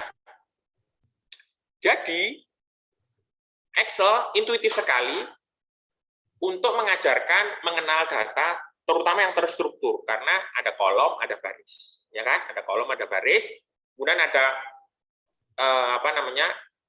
kolom A ditambah kolom B, hasilnya kolom C, ya kan gitu ya. Terus di jumlah ke bawah itu kan intuitif, secara tidak usah belajar pun gitu ya, melihat itu tanpa harus diajari dulu itu sudah bisa, kan gitu ya, sudah cenderung bisa membaca dan menggunakannya. Sehingga menurut saya mengenalkan data memang mau tidak mau itu menggunakan perangkat spreadsheet. Nah, ada kelemahan sekaligus kelebihan spreadsheet sebagai pengolah data dalam arti pendidikan maupun mengajarkan maupun nanti kalau dipakai untuk operasional. Yang memudahkan pada waktu ngajari, datanya ya di situ disimpannya ya. Jadi kolom A tambah kolom B ditambah kolom C disimpan, ya jadi satu file, itu jadi satu. Dibawa kemanapun filenya, ya itu ikut. Hitung-hitungannya, rumusnya ikut gitu. Bandingkan dengan kalau data itu mengisinya pakai aplikasi web. Aplikasi adalah halaman web. Datanya di entry di halaman web, ketika ditekan tombol simpan, data dari layar webnya hilang, kesimpan ke dalam sebuah database. Ya kan? Nah itu mengajarkan dalam hal yang seperti itu agak sulit. Ini datanya jadi kemana ya? Bandingkan dengan tadi, kolom A tambah kolom B, hasilnya kolom C, gitu ya. Kalau web kan nggak bisa seperti itu. Kolom A tambah kolom B kesimpan ke database, manggilnya lagi. Nah, jadi untuk mengajarkan itu akan lebih mudah menggunakan perangkat spreadsheet. Nah, tetapi nanti kalau pada saat kita sudah benar-benar melakukan operasional pekerjaan kita, nah spreadsheet menjadi agak rawan karena datanya itu mudah sekali diubah tanpa meninggalkan jejak. Itu kelemahan utama spreadsheet untuk operasional pekerjaan kita yang sesungguhnya. Katakan saya jurnal debit dan kredit, saya simpan, kemudian saya tutup file Excel-nya, saya buka lagi, ada orang mengubah, itu tidak bisa ada audit trace-nya. Berbeda dengan kalau kita buat aplikasi dengan membuat database yang kita bisa buat validasi dan seterusnya. Nah, sehingga kita harus membedakan pertanyaan Bu Ratna tadi, aplikasi mana yang mau kita pakai. Untuk pengenalan, itu akan lebih bagus menggunakan spreadsheet. Nah, kemudian di tahap lanjutan atau di tahap yang menengah atau lanjutan, maka kita bisa menggunakan spreadsheet ini dengan pendekatan yang sedikit berbeda, yaitu membedakan antara mana yang data yang disimpan dan mana data yang untuk dioperasionalkan. Nah, seperti itu ya. Nah, itu bisa diterapkan seperti itu. Nah, nanti ngejar sama teman-teman yang tadi Ibu Ratna bilang, dengan teman-teman di ilmu komputer, dengan ilmu computer science, ada teknik elektro mungkin ya. Ada lagi teman statistik yang sekarang ilmu komputer di statistik kan juga mereka juga belajar ini kan gitu. Nah, keuntungannya teman-teman di akuntansi adalah dia yang tadi saya bikin lingkaran 3 itu bertemunya analitik adalah bertemunya 3 ilmu tadi ya. Ilmu data science, ilmu komputer, ilmu statistik, komputer sama domain expert. Nah, domain expertnya teman-teman akuntansi kan lebih jago di akuntansi. Nah, ini yang ditambahkan dengan kemampuan spreadsheet tadi. Nah, spreadsheet-nya ini, nah ini yang keuntungan kita sebelum saat ini menurut saya ya. Teman-teman mahasiswa saat ini adik-adik semua ini kan sudah belajar komputer dari SD. Ya kan? Rata-rata SD nih, kalau usia-usia nih teman-teman ini. SD udah belajar, bahkan mungkin belum sekolah pun di rumah udah pakai komputernya, udah pakai komputer. Yang formal udah mau pakai Word, pakai Excel, mungkin SD, SMP. Sehingga pada saat lulus SMA mungkin Excel udah bukan barang asing. Kalau saya zaman dulu masuk kelas komputer pertama pun baru mengenalkan Windows kan gitu ya. Excel udah tahun keberapa baru tahu. Sehingga sebenarnya teman-teman kuliah sekarang ini lebih mudah untuk hal yang tadi ditanyakan ya. Artinya di dalam pelajaran spreadsheet sudah intermediate to advanced. Tidak ada, boleh dikatakan basic atau elementary-nya udah selesai di SMA. Sehingga pertemuan pertama kedua tentang pengolahan data ini, kita cuma review aja Excel ini ya, terus kolom, baris, apa, jumlah, sum udah tahu, bahkan mungkin beberapa if udah tahu gitu ya. Nah, sudah, lalu kita bisa langsung menggunakan perangkat ini untuk berbagai macam aplikasi di bidang akuntansi maupun audit itu ya. Sehingga saya bilang itu intermediate to advanced karena basicnya udah dapat kan gitu ya. Kita tarik perbandingannya dengan teman-teman yang ada di ilmu komputer ataupun di ilmu komputer ataupun di statistik. Mereka itu tidak punya domain expert. Kan cuma 2, kalau tadi tiga lingkaran ya, teman-teman komputer kan cuma tahu statistik sama matematika, karena nggak pernah diajari akuntansi, betul nggak? Nah, sebaliknya teman-teman akuntansi ini, kalau menurut saya, diajarin akuntansi sebagai domain expert, lalu ditambah kemampuan spreadsheet-nya intermediate to advanced. Nah, sudah, itu artinya punya nilai lebih di situ, yaitu orang yang tahu akuntansi, tapi spreadsheet dan pengolahan datanya advanced. Nah, itu adalah first step, ya langkah pertama untuk ke analytics. Lalu kemudian bisa jadi, setelah itu tergantung perkembangan masing-masing kan. Kalau dia memang minat di situ, karena bisa jadi dia minatnya nggak di situ kan, misalkan dia lebih suka ke akuntansi keuangan atau manajemen keuangan, ya tetap ada menggunakan data tapi tidak intensif ya. Tetapi kalau dia memang mau mengolah data dalam jumlah yang besar gitu ya, dan kemudian menggunakan modeling, nah itu tahap pertama sudah terlampaui karena dia sudah bisa menggunakan spreadsheet dengan intermediate to advanced. Nah itu saran saya. Jadi menurut saya gunakan perangkat lunak yang ada, terutama spreadsheet, sampai paling tidak intermediate, kemudian itu digabungkan dengan domain expert yang terkait dengan akuntansi, Kalau dia bisa advance lagi, maka dia sudah mempunyai nilai tambah dibandingkan dengan teman-teman di bidang ilmu teknik, misalnya gitu ya, yang dia hanya belajar tekniknya, bisnisnya enggak. Harusnya dari situ lulusan kita mempunyai kelebihan, nilai lebih dibandingkan yang di luar itu. Demikian jawaban saya, Bu. Mudah-mudahan bisa memberikan warna lain lah atau insight lain gitu. Ya, saya kembalikan ke moderator dan penanya lain, silakan. Terima kasih Pak Agung atas jawabannya. Berikut ada pertanyaan lagi Pak dari mahasiswa atas nama Mitra Kusrina. Permisi Pak, saya izin bertanya, bagaimana peranan ada atau audit data analytics bagi seorang auditor dalam hal mendeteksi kecurangan yang dilakukan oleh sebuah perusahaan? Mengingat teknologi semakin canggih, maka tidak menutup kemungkinan bahwa perusahaan juga melakukan berbagai cara untuk melakukan kecurangan dan mencoba membohongi seorang auditor dalam mengaudit perusahaannya. Makaten Bapak. Baik, terima kasih. Jadi sebenarnya bukan istilahnya kalau audit itu kan 3 pihak ya, tripartit ya. Ada auditornya, kemudian ada perusahaan yang di auditnya gitu ya, kemudian ada standarnya gitu ya, ada standar yang telah ditetapkan. Nah, auditor bekerja sesuai dengan standar profesi yang sudah ditetapkan kan, ada panduannya ya. Kalau di teman-teman belajar audit pasti ada standar audit itu, standar umum, standar pekerjaan lapangan, standar pelaporan kan gitu ya, kurang lebih 3 itu kan ya. Kemudian di sana ada apa-apa saja yang harus dilakukan pada saat melakukan audit. Nah, gimana data saya share lagi nih ya, saya share lagi yang ini tadi untuk menjawab pertanyaan ini ya.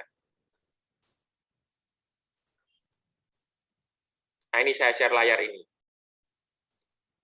Nah, bagaimana mendeteksi kecurangan? Pertama adalah bahwa audit itu sekarang menghadapi data yang jumlahnya besar sekali. Kalau tidak pakai teknologi, hampir mustahil melakukan audit tanpa bantuan teknologi, karena datanya besar. Nah, pada saat pertama, setelah si auditor ini memperoleh penugasan audit dari kliennya dia, itu pertama dia akan melakukan namanya risk assessment. Risiko apa sih yang terkait dengan si perusahaan ini? Masih ingat ya, risiko audit adalah apa? Risiko auditor itu salah opini ya. Harusnya dia misalnya bukan WTP dikasih WTP, itu kesalahan auditor paling fatal gitu kan, gitu misalkan seperti itu ya. Jadi salah memberikan opini. Dia diperoleh dari mana? Dari inherent risk kalikan detection risk ya, kalikan apalagi itu control risk ya, gitu ya. Jadi dia harus melihat inherent risk, control risk, dan detection risk kan gitu toh. Nah,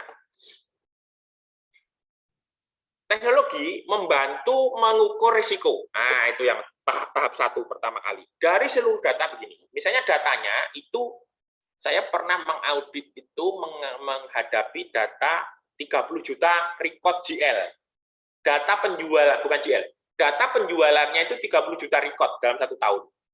30 juta penjualan. Oke. Secara gampang dulu aja deh. Bagaimana saya menguji bahwa harga pokok, ya enggak, yang ada di laporan keuangan itu bukan harga pokok ya, total penjualan ya. Karena itu bukan penjualannya, sales ya. Sales berarti kan penjualan yang ada di laba rugi harus saya cek dong. Katakan dari 130 juta record itu jumlahnya adalah harganya total penjualan 1 miliar kan gitu ya. Nah, berarti kan di laporan keuangan bilang 1 miliar. saya sebagai auditor harus bisa meyakinkan bahwa memang benar terjadi penjualan 1 miliar dong. Semua paham ya, teman-teman ya? Betul ya? Datanya 30 juta, record, baris, ke bawah itu 30 juta. Nah, jumlah uangnya, penjualan, kolom penjualan kalau dijumlah, sum gitu, 1 miliar. Ya, berarti itu disajikan di dalam laporan keuangan sebesar 1 miliar.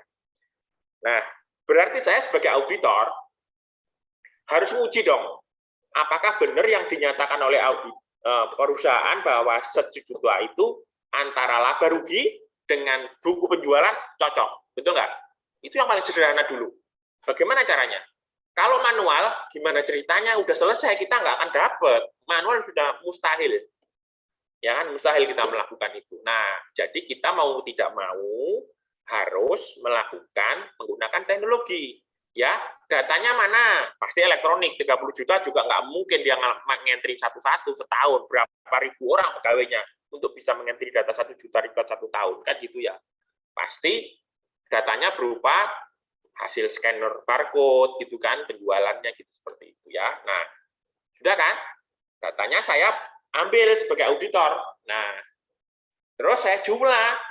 Nah, ternyata nggak cocok. Nggak cocoknya di mana? Dan seterusnya ya. Nah, mungkin pembebanan pengakuan pendapatannya beda antara saya sebagai auditor dengan ini beda, titik pengakuan pendapatannya gitu ya. Kan bisa jadi beda itu. Mau apa misalnya apa namanya, ada yang pakai kartu kredit, ada yang pakai GoPay. Nah itu titik pengakuannya gimana sih caranya, mungkin beda persepsi antara saya dengan, nah bisa jadi kan, itu kan harus saya koreksi kan, harus ada cara. Nah salah satunya itu dulu deh yang paling sederhana. Kebayang ya teman-teman ya semua ya gitu. Belum biaya, oke. Laporan rugi laba kan penjualan dikurangi biaya, laba kotor, kan gitu aja dulu yang paling gampang ya rumusnya ya gitu. Ini saya tadi ngecek penjualan 30 juta record.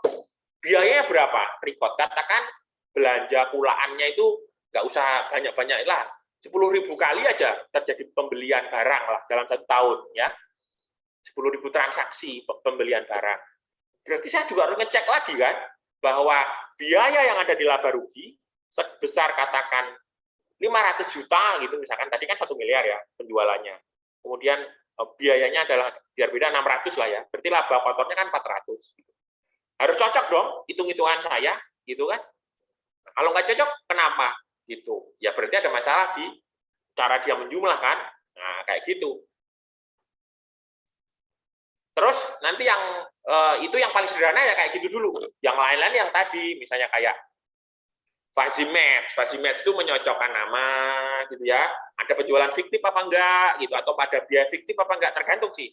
Ya, kalau misalnya saya sebagai pemeriksa pajak, ya kalau pemeriksa pajak itu kan selalu begini, curiganya kepada wajib pajak ya, menggelembungkan biaya, menyembunyikan penjualan, betul nggak? Kecenderungan perusahaan sebagai wajib pajak seperti itu kan, menggelembungkan biaya, mengecil-ngecilkan penjualan sehingga labanya kecil, pajaknya kecil kan gitu.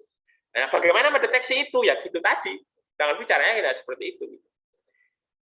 Terbayang ya? Nah, nanti kalau mau detail lagi bisa ya kalau kita menggunakan perangkatnya. Oke, itu sementara. Silakan Mbak Nani. Ini masih ada pertanyaan lagi Pak. Saya Silakan. membacakan ya dari Ernansari Elma Bikisti. Izin bertanya, apa saja skill-skill yang mulai sekarang harus kami siapkan agar dapat menunjang, agar nantinya bisa menjadi auditor yang bisa melakukan data analytics, karena di sini kami sebagai mahasiswa akuntansi di mana kemungkinan akan mengambil profesi auditor. Seperti itu Bapak. Baik, terima kasih. Ya ini pertanyaannya mirip dengan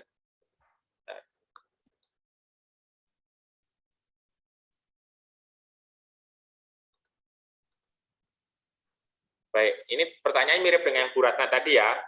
Cuma kalau Bu Ratna tadi menyampaikan dari sisi dosen, ini dari mahasiswinya gitu ya. Oke, jadi gini, tadi kembali lagi. Pertama, menurut pengalaman saya, kuasai Excel sekuasa-kuasanya ya. Sampai sekuasa-kuasanya gimana maksudnya?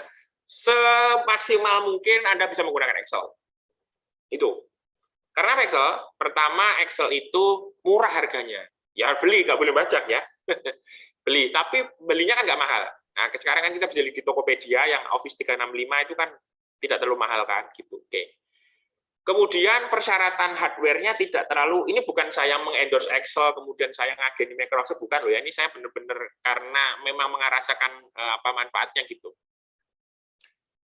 Yang kedua adalah yang menguasai Excel ya, karena apa? Satu, terjangkau, yang dari sisi harga perangkatnya, kedua, tidak terlalu berat persyaratan hardware-nya.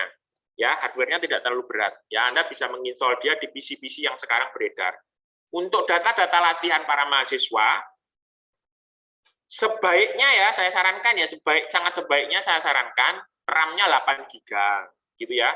i5 8 GB atau yang setara ya, Ryzen atau apa, pokoknya kalau Intel i5 RAM 8 GB, hard disk boleh 256 SSD, boleh 500 GB, silahkan ya, nggak ada masalah.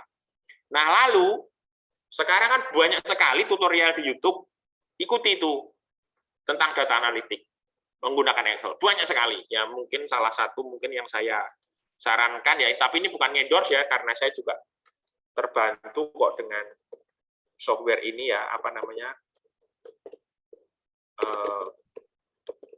dengan website ini, misalnya ini ya, gitu ya. Ini cukup menarik untuk bahan apa, saya share di ini aja ya, share di chatbox ya. Nah, misalnya ini ya. Ini. Nah, itu banyak ya, banyak sekali. Nah, kemudian keuntungannya adalah Excel itu saat ini sudah dilengkapi dengan fitur yang namanya Power Query. Nah, Power Query itu sangat baik digunakan untuk auditor.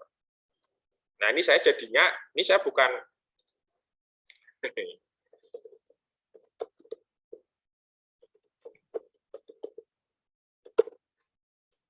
saya bukan jadi ini loh ya, bukan jadi diktator ya. Tahu diktator? Jual diktat buat beli motor. Nah, nggak begitu ya. Ini ada buku saya, kalau mau silakan ya.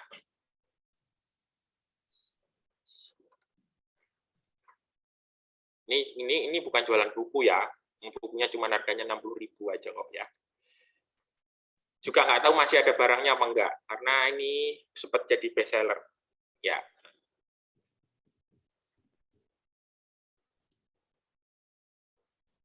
Nah, saya udah siapkan buku ini untuk,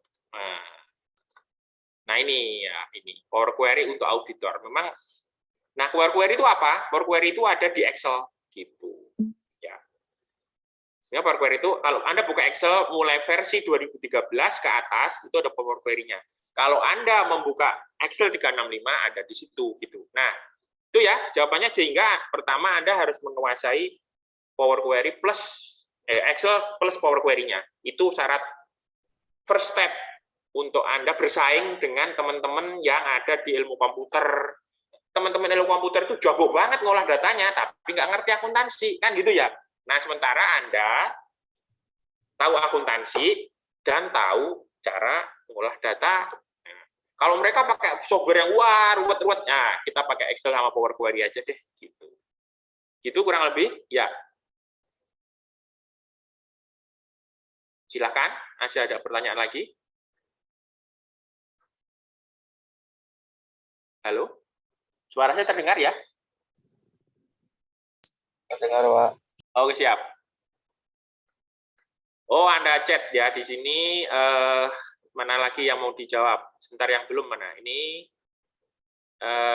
Ernan Sari Elma, itu Bapak Skill sekarang. Oh, ini tadi yang sudah saya jawab ya.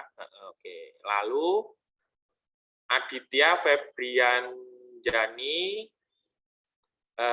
tadi kan mengenai jenis analitik. Dari mana yang menjanjikan kalau lebih baik? Oh, tidak begitu. Semua ada manfaatnya, bergantung kita tujuannya apa. Jadi kalau memang auditornya itu sedang meneliti kecocokan antara akun-akun GL itu diagnostik analitik yang paling cocok. Tetapi kalau dia sedang risk assessment, maka prediktif analitik yang lebih bagus. Gitu kurang lebih. Antara lain ya, jawaban singkatnya begitu. Jadi itu bukan saling meniadakan ya, tipenya itu. Ya, jadi dia lagi menghadapi fase apa. Kalau dia sedang risk assessment, prediktif akan lebih cocok.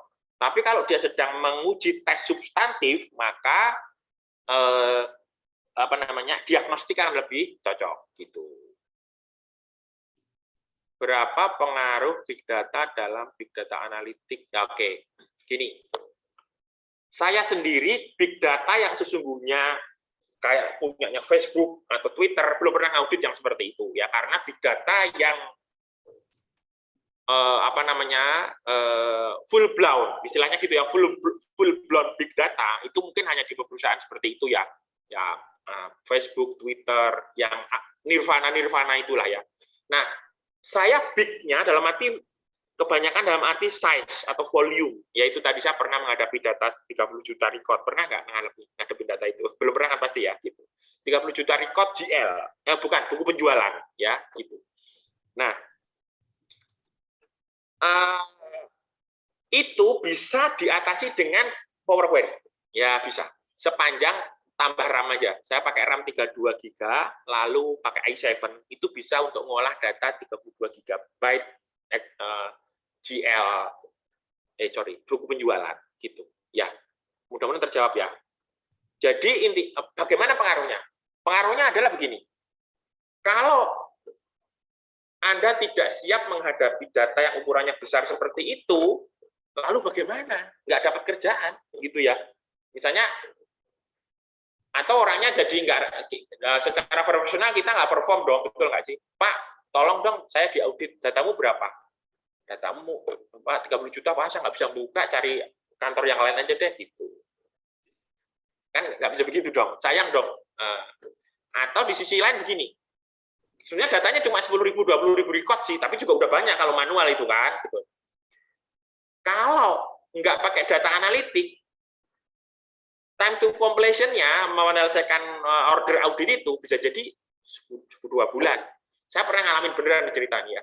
Ada teman saya itu menghadapi data Excel yang ukurannya sebenarnya tidak besar, mungkin hanya sekitar 50 megaan lah kurang lebih ya, sekitar itu. Tapi strukturnya itu ruwet, susah dibaca. Kompleks strukturnya, sehingga kalau mau diolah, di sum itu susah, di sum, di jumlah-jumlah itu susah. Nah, dia udah berhari-hari tidak bisa menemukan cara untuk mengolah data itu secara mudah. Di copy paste satu-satu, yang berapa lama, kan gitu-gitu ya. Nah, nanya ke saya, kemudian saya selesaikan, nggak nyampe sejam tuh datanya jadi. Nggak sampai sejam tuh datanya jadi. Apa akibatnya? Dengan pertanyaan Mbak siapa nih tadi, adalah kita akan bisa menyajikan sebagai auditor KAP ya, service yang lebih bagus, betul nggak? Orang lain menjanjikan pekerjaan sebulan, saya 2 hari misalnya, seminggu misalkan gitu. Artinya audit fee saya pasti lebih efisien dong. Mudah-mudahan saya akan lebih banyak dicari orang dong, betul nggak sih? Karena dari sisi waktu saya lebih ringkas, dari sisi validitas data, ya karena saya mengerjakan pakai teknologi dan metodologi yang reliable, saya bisa menjamin bahwa walaupun cepat hasilnya nggak berbulan-bulan, juga datanya tetap bagus gitu. Kurang lebih seperti itu ya. Untuk pertanyaannya Mbak Aditya Febriani, Mbak apa Masnya? Aditya Febriani Mbak ini. Kemudian udah ya, selesai ya. Silahkan kalau ada lagi pertanyaan silahkan. Apakah Bapak Ibu dosen ataupun Mas dan Mbak mahasiswa yang ingin bertanya lagi? Saya boleh Mbak Nani. Oke, silakan Pak Ponti. Terima kasih. Selamat Pak Agung Darono, pemaparan yang luar biasa. Jadi sebenarnya saya nggak tanya, tapi mau komentar aja perjalanan kami sebagai dosen begitu. Dapat istilah pertama itu big data dulu rame-rame. Ya, terus Bapak tadi cerita tentang data lake gitu ya. Kita tuh bertanya-tanya apa ini barang apa gitu. Terus kita pelajari, kita dalami, kita nemu masalah. Ini ada istilah data science, ada istilah machine learning, ada istilah data analitis gitu. Nah, kemudian hari ini Bapak itu memberi insight luar biasa kepada kami bahwa yang paling banyak bersinggungan sama kami akuntansi, dan ini untuk membekali teman-teman mahasiswa, itu ternyata adalah data analisis, Bapak. Nah, data analisis ini memang nanti akan kita masukkan ke kurikulum. Nah, kita udah memasukkan coding ke beberapa mata kuliah, terutama mata kuliah yang sangat bersinggungan dengan IT. Tapi kita hampir kesasar ke data science, Bapak. Yang Bapak bilang tadi itu data science itu memang kita kalah bersaing sama teman-teman yang dari matematika, sama teman-teman yang dari MIPA dan ahli ilmu komputer gitu. Nah, tapi Bapak hari ini menjelaskan kepada kami dan semakin memantapkan kami bahwa kami akan arahnya itu ke data analitis begitu, Bapak. Saya mau mengucapkan terima kasih sudah ada penegasan yang mana Bapak itu orang akuntansi, tapi mempunyai kepakaran di IT. Terima kasih, luar biasa, Bapak.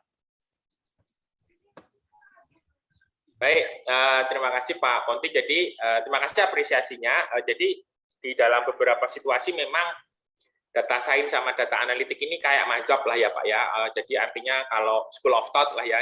Jadi, kalau orang ilmu komputer sama statistik, cenderung mengajukan istilah data science. Kalau orang bisnis, fakultas ilmu ekonomi atau MBA, seperti itu di US biasanya, Pak Tota bisa mungkin cerita juga, karena di kampusnya Pak Tota itu yang dulu sekolah S2 di Illinois, itu MSc-nya sekarang Master of Science-nya Master of Science in Analytics, gitu. Itu ditawarkan di sana gitu. Jadi orang teknologi informasi, kemudian orang manajemen, orang ekonomi, orang akuntansi itu cenderung menggunakan istilah analytics karena tadi kalau data science kan kita tidak bisa menggunakan istilah tingkatan tadi, deskriptif, diagnostik, preskriptif, prediktif. Nah, orang data science itu biasanya nanti ujungnya adalah machine learning, enforcement learning, supervised learning, unsupervised learning. Biasanya mereka ke sana. Nah, itu biasanya penerapannya kayak misalnya ini ada gambar kucing sama gambar bebek gitu. Terus ini mana yang ini melata atau enggak misalnya gitu ya. Ini menyusui mamalia atau bukan misalnya begitu ya. Nah, misalnya atau tanaman hias, ini daun atau bunga ini anggrek atau bunga mawar kayak gitu ya. Penerapannya banyak di sana. Sehingga kayak misalkan sopir mobil tanpa sopir ya, jangan seperti itu, drone itu lebih dari data science ya di sana. Nah, tapi kalau yang kita tekuni gitu kebanyakan ya analitis, walaupun dalam beberapa situasi memang ada juga orang yang menerapkan istilah data science itu di bisnis juga, tapi juga nggak ada salahnya gitu. Yang namanya juga mazhab ya gitu Pak. Jadi tidak mau mendikotomikan ya paper saya ataupun urian saya, tapi lebih pada mendudukkan pada permasalahannya supaya tidak campur aduk menggunakan istilah gitu aja sih kalau yang saya lakukan ini. Karena dalam beberapa hal saya juga mempraktekkan data science juga, kayak misalnya di Direktorat Jenderal Pajak itu sekarang dibuat lembaga baru, bagian baru, seksi gitu seksi bidang lah ya, bidang gitu. Namanya data science data namanya. Jadi kepala sains data gitu. Bukan data analitik gitu ya kayak gitu. Jadi tapi setelah saya baca job desk-nya, lah ini kan analitik, tapi ya nggak apa-apa lah, biarin aja kan gitu, seperti itu. Cuman yang penting kita tahuan bahwa ada perbedaan memang. Nuansa perbedaannya itu tipis-tipis lah ya, seperti ada, tapi juga ada area arsirannya. Kedua itu ketemu gitu. Nah, cuman kita mau pakai yang mana, kemudian kita mau memilih mana, itu kan lebih argumentatif ya kalau sekarang. Tapi itu bukan hal yang harus saling meniadakan atau dipertentangan seperti apa. Cuman kita sebagai orang yang menggunakan istilah, itu tahu aja gitu, bahwa ini untuk apa, yang ini untuk apa, isinya apa, kurang lebih seperti itu yang pengen saya sampaikan itu gitu. Gitu Pak. Ya. Monggo. Terima kasih Pak Agung. Ya. Terima kasih. Siap. Terima kasih Pak Agung. Mungkin ini ada pertanyaan terakhir ya Pak ya dari Devina Octavia seperti itu. Ingin bertanya terkait dengan bagaimana prosedur dalam melakukan analisis data audit yang paling efektif dan efisien. Apakah setiap perusahaan memang bidang utamanya berbeda menggunakan analisis data audit yang berbeda pula, seperti itu Pak. Mungkin ini perbedaan antara dagang dan jasa mungkin ya Pak ya. Ya, Nah, jadi betul memang gantung karakteristiknya ya. Nah, nanti kan sebagai auditor kita menghadapi klien kan selalu pertama kan kita engage sebelum perikatan audit itu kan harus lihat dulu dia perusahaan apa gitu. Ciri utama jasa dengan dagang dengan manufaktur itu kan apa ya? Ya kan ada diajarin tuh ya pasti. Nah, itu ada dulu. Berarti pada saat kita masuk perusahaan dagang, perusahaan jasa, berarti dia tidak punya persediaan barang dagangan kan? Dia punyanya persediaannya itu persediaan ya. Kalaupun dia punya persediaan barang adalah barang yang untuk menghasilkan jasa. Kan gitu. Nah, tapi kadang-kadang kan hibrid dalam arti begini, kita harus perhatikan ya. Karena ini kaitannya juga nanti dengan pajaknya juga sih, ya. Karena ada pajak terhadap jasa tapi tidak terhadap barang, kan ada beberapa situasi gitu. Ada barang yang dijual dengan ditempeli jasa. Loh, ada jasa yang di dalamnya ada barangnya, betul nggak? Misalnya, saya naik kereta api, jasa kan? Di dalamnya ada menyajikan makanan. Berarti barangnya nempel ke jasa, kan gitu ya? Tapi kan nggak dipisah kadang-kadang antara atau ya kan ke sana, misalkan naik batik air lah misalnya gitu ya, pesawat ya, kan include di tiket nanti dikasih snack kan gitu atau Garuda gitu ya. Tapi kalau naik Lion kan enggak kan gitu ya. Jadi misalnya, jadi snack itu kan menjadi bagian dari tiket, nggak dipisah-pisahin, nggak tegas di sana. Jadi barang bagian dari delivery jasa. Sebaliknya juga ada jasa yang nempel di barang. Misalnya toko AC ya, Pak, kalau Bapak beli AC yang tipe ini gratis pasang. Berarti kita harus bisa membedakan ya waktu ngaudit itu karakteristik proses bisnis. Itu yang paling penting. Ya, kalau manufaktur beda lagi karena dia ada bahan mentah, bahan sedang dalam proses, kemudian ada barang jadi, kan itu intinya manufaktur juga kan gitu. Ada overhead, ada varian ya antara aktual dengan yang direncanakan gitu ya, seperti itu. Nah, itu adalah hal yang sangat penting di analytics itu. Untuk yang manufaktur misalnya menganalisis varian, wah itu jagonya Pak Tota itu kalau rumus-rumus varian gitu ya. Saya nggak ngerti rumus variannya, udah lupa. Tetapi kalau saya dikasih algoritmanya, ya saya pakai nanti untuk membuat kode untuk menghitung varian. Gitu. Jadi biasanya memahami proses bisnis itu mau nggak mau ya pasti itu ya. Jadi mana yang paling efisien ya? Kita harus lihat proses bisnisnya sehingga dari situ kita tahu metode atau teknik audit apa yang mau kita pakai gitu ya. Jadi balik lagi tetap utamanya domain expertise-nya Anda paham auditnya bahwa teknologi itu penting betul, tapi itu mendukung proses auditnya. Jadi kalau belum paham proses auditnya tiba-tiba pakai teknologi, ya bingung juga, betul nggak? Kan gitu ya. Oke? Gitu ya. Ya. Terima kasih Bapak atas penjelasannya, terus juga telah menjawab pertanyaan dari mahasiswa dan juga Bapak Ibu dosen. Sekali lagi kami haturkan terima kasih banyak kepada Bapak Agung Darono atas penyampaian materi yang sangat membuka wawasan kami seperti itu, dan juga terima kasih juga Prof. Tota telah membersamai kami di pagi hari ini. Tidak terasa telah sampailah kita di penghujung acara seperti itu. Apabila saya sebagai MC sekaligus moderator dalam membawakan acara mungkin masih banyak kekurangan ataupun kekhilafan, saya mohon maaf yang sebesar-besarnya. Mari kita tutup acara pada pagi hari ini dengan mengucap rasa syukur kepada Tuhan Yang Maha Esa sedalam-dalamnya seperti itu. Terima kasih. Akhir kata mungkin saya bisa tutup nggih. Apabila nanti mungkin ada yang ingin menghubungi Bapak Agung mungkin bisa lewat email nggih Pak nggih, di CV nggih Pak nggih. Ada, ya, silakan. Atau saya tulis di sini juga boleh lah. Saya tulis di sini ya, di chat box ya. Ya, mungkin ada Bapak Ibu dosen yang tertarik untuk pelatihan dengan Pak Agung seperti itu. Penelitian juga boleh. Penelitian juga welcome ya Pak ya. Silakan ya, kalau mau kolaborasi silakan. Iya. Ya. Oke, baiklah. Akhir kata mungkin semoga di lain kesempatan kita bisa bertemu lagi dengan Pak Agung Darono dan juga Prof. Tota Panggabean. Akhir kata, wassalamualaikum warahmatullahi wabarakatuh. Waalaikumsalam. Terima kasih semua pada City Vedas Benika Universitas Negeri Jakarta. Pak Tota, thanks a lot. Sehat Sama-sama, selalu, Pak Agung. sehat Terima selalu kasih. Bapak-bapak Ibu semua. Terima kasih banyak. Terima kasih Sampai semua. ketemu di lain Ya. kesempatan. Terima kasih. Ya. Terima kasih Terima Pak. kasih, Pak. Baik, Mohon terima kasih izin. Pak Ponti. Terima kasih Ya. Bapak, Prof. Matur nuwun.